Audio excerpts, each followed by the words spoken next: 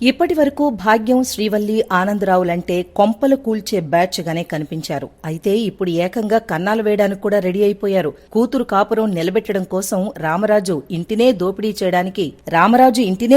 చేయడానికి పథకం రచించారు నేటి ఎపిసోడ్లో. భాగ్యానికి టార్చర్ అంటే ఎలా ఉంటుందో టార్చ్ లైట్ వేసి మరీ చూపించారు నర్మదా, ప్రేమ.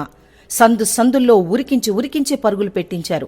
అయితే కంత్రిలకే కేర్ ఆఫ్ అడ్రస్ అయిన భాగ్యం చచ్చీ చెడి నర్మదా, ప్రేమల నుంచి తప్పించుకుని బయటపడడాన్ని నిన్నటి ఎపిసోడ్లో చూశాం. మరిక ఈ రోజు రాత్రి ప్రసారం కాబోయే ఎపిసోడ్లో ఏమైందంటే, తనని వస్తువు అని అన్నందుకు ధీరజ్కి చుక్కలు చూపిస్తుంది ప్రేమ. సైకిల్ ఎక్కమంటే నేను ముందెక్కుతా, నువ్వు సైకిల్ తొక్కకుండా నడిపించుకు తీసుకువెళ్లాలని ఆర్డర్ వేసి సైకిల్ ఎక్కి కూర్చుంటుంది ప్రేమ. ధీరజ్ నడిపించుకుంటూ తీసుకువెళతాడు. ఆ సీన్ సాగర్ కంటపడడంతో, ఏంట్రోయ్ చిన్నోడా, ప్రేమ నిన్ను చూస్తే వణికిపోతుందని బిల్డప్ కొట్టావు, ఇదేంట్రా నువ్వు వణికిపోతున్నావు? నాకర్థమైందిరా చిన్నోడా, ప్రేమ నిన్ను అల్లాడించి ఆకులు మేపిస్తోందని అంటాడు సాగర్. ఇక నర్మద ఆటో కోసం ఎదురుచూస్తూ ఉంటే ఈ సిగ్గులేని సాగర్ బైకేసుకొచ్చి హాయ్ డార్లింగ్ అని అంటాడు. నర్మద పట్టించుకోకుండా కోపంగా చూస్తుంటుంది. దాంతో సాగర్ బైక్ దిగి వచ్చి నర్మద చేయి పట్టుకొని, కోపంలో కూడా భలే అందంగా ఉంటావు అని వెంటపడుతూ ఉంటాడు. దాన్ని ఓ పెద్దావిడ గమనించి, రే సచ్చినోడా, ఏం చేస్తున్నారా, ఆడపిల్లని ఏడిపిస్తున్నావా అని అడుగుతుంది. అబ్బే అదేం లేదమ్మా, ఇది మనకి మామూలే అని సాగర్ అంటే, లేదు ఏడిపిస్తున్నాడమ్మా అని సాగర్ని బుక్ చేసేస్తుంది నర్మద. ఒసై నర్మదా, ఇలా ఇరికిచ్చేశావేంటే అని అంటాడు. దాంతో ఆ పెద్దావిడ సాగర్ కాలర్ పట్టుకుని, ఆడపిల్ల ఒంటరిగా దొరికితే చాలు వెంటపడి వేధిస్తారా, రోట్లో వేసి దంచి పారేస్తావేదవా అంటూ సాగర్ని తిప్పి కొట్టేస్తుంది పెద్దావిడ. అది చూసి నర్మద తెగ నవ్వుకుంటుంది. అయ్యో నర్మదా, కాపాడవే, ఈవిడ నన్ను కొట్టి చంపేసేలా ఉంది, ఈవిడ నా భార్య మేడం అని అంటాడు సాగర్. దాంతో ఆ పెద్దావిడ, ఏమ్మా వీడ నీ భర్త అని అడుగుతుంది. నర్మద సైలెంట్ గా ఉండడంతో, అవునని చెప్పవే బాబు అంటాడు సాగర్. అయితే నర్మద మాత్రం ఉలుకు పలుకు లేకుండా అలా మౌనంగా ఉండిపోతుంది. ఓసే, నువ్వు చెప్పకపోతే ఆవిడ నన్ను పేకపిసికి చంపేసేలా ఉందే, చెప్పవే, నీ కాళ్ళు పట్టుకుంటాను అని బ్రతిమిలాడతాడు. దాంతో నర్మద నా భర్తే అని అంటుంది. దాంతో సాగర్ ఊపిరి పీల్చుకుంటాడు. విన్నారు కదా, నా భార్యే, మా ఇద్దరికీ చిన్న గొడవైంది, మేడం గారు శాంతించడం కోసం ప్రయత్నిస్తున్నానంతే, దయచేసి నన్ను వదిలేయండి అని దండం పెడతాడు సాగర్. దాంతో ఆ పెద్దావిడ నోరు జారి భార్యని నోటికొచ్చినట్టు మాటలనడం, ఆ తర్వాత కాళ్లబేరానికి రావడం మీ మగాళ్ళకి బాగా అలవాటైపోయింది, బుద్ధి లేకపోతే సరి అని అంటుంది.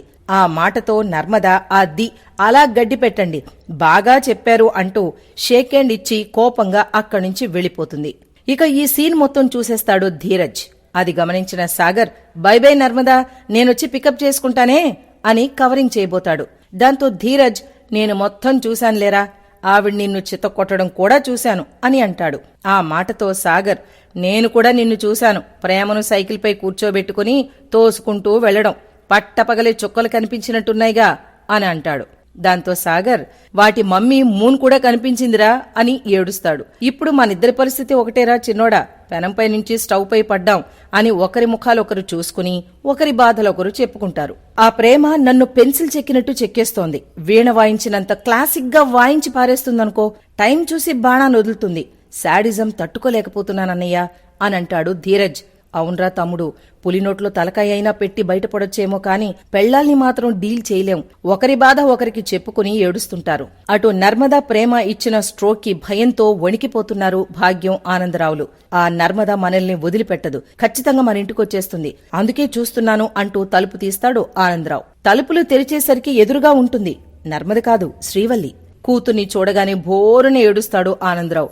అమ్మడు, అయిపోయిందే, అంతా అయిపోయింది, మన బండారం బయట పడిపోయిందా, మోసం చేసి పెళ్లి చేసిన విషయం తెలిసిపోయిందా, ఇంట్లో నుంచి నిన్ను తరిమేశారా, మెడపట్టుకుని బయటికి గెంటేశారా, అమ్మడు, బంగారం లాంటి కాపురం కూలిపోయిందా అమ్మడు అని బోరుమంటాడు ఆనందరావు.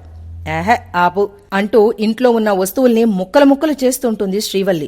ఏమైందే అమ్మడు, అంత కోపంగా ఉన్నావు అని భాగ్యం అడిగితే, ఇంకా ఏం కావడమేంటి, అంతా నాశనమైంది, 10 లక్షలు ఇస్తారా చస్తారా, ఇస్తేనే ఇక్కడి నుంచి కదులుతా, మీరిచ్చిన దొంగ చెక్కు వల్ల నా కాపురం కూలిపోయే పరిస్థితి వచ్చింది, ఆ అప్పిచ్చినవాడు నేరుగా ఇంటికొచ్చి మా ఆయన చొక్కా పట్టుకున్నాడు, రేపట్లోగా డబ్బు ఇవ్వకపోతే మా ఆయన నేరుగా ఇక్కడికే వస్తాడు, ఓవైపు ఆ నర్మదా మన బండారాన్ని బయట పెట్టడానికి తుఫాన్లో దూసుకొస్తోంది, ఇంకోవైపు ఈ 10 లక్షల కోసం టెన్షన్, నా కాపురం ఎక్కడ కూలిపోతుందో అన్న భయంతో చస్తూ బతుకుతున్నా. మీరేం చేస్తారో ఏమో నాకు తెలియదు. 10 లక్షలు ఇస్తేనే ఇక్కడి నుంచి కదులుతా, లేకపోతే నన్ను చంపేసి మీరు చావండి అని అంటుంది శ్రీవల్లి.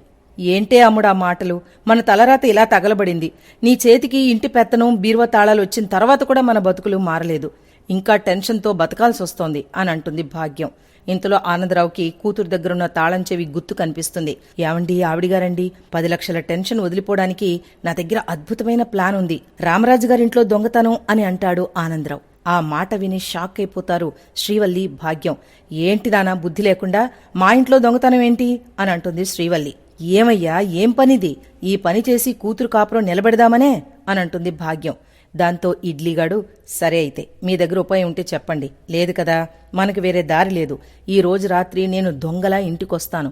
తాళాలు నీ దగ్గరే ఉన్నాయి కాబట్టి డబ్బు తీసి నాకిచ్చేయి, నేను పట్టుకొస్తా, సరేనా అని అంటాడు ఆనందరావు. ఏంటి సరే, మా ఇంట్లో దొంగతనం ఏంటి?